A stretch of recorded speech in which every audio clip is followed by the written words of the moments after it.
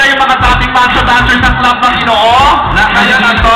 Ngayon nandito. Ay, kayo mga... Ay, naku, mga kumahal ko yan. Lalo na to, palakpakan po natin ang nag-iisang unicorn. Hanapin yung kanyang books. Kumas namin, LB. Lobanco. LB Lobanco, yung isang mukha ni Ellen Levy. Siyempre, kasama natin ang binibining ABS na si Ante, si Mikey Navarro. Binibining ABS. Ay, next year pa niya ibibigay ang crown niya. Lahat na ng character sa showbiz? Oo, nandito lahat. Mark, papaito ko lang, pinagsama-sama dito, ito kapamilya, X-Factor, pinagsama-sama in one production. Ito po ang nabuo. This is the Grand TV Production. Ayan.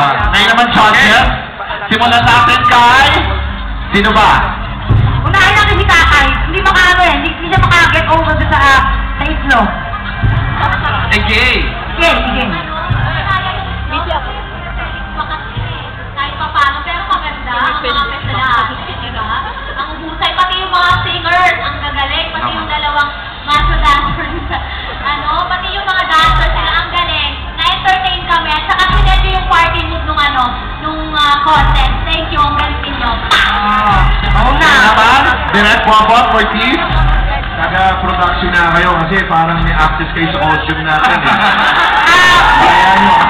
Direct, alam mo ba, kapag kami mga artista nag-aarap ng costume, ang binibigay sa amin, show-show-in. Kaya pala lahat ng magaganda tinago. Pag sila na, Gusto ko yung production number nyo, kaya lang parang biting ako sa sobrang ganda ng costume nyo, sa sobrang ng... Parang biting pa. Pero, okay na rin. Congrats. Mr. Garcia, FMG. Una, ayoko ng dalawang macho dancer nyo. Bakit po? Mukhang bagong takang siya ng dalawang yan. Retired na macho dancer. May NBI clearance, Mr. Garcia. Anyway, the costume is fantastic. Yeah. That's all. Thank you. Dinaan sa confetti, tsaka sa keming-keming ganun.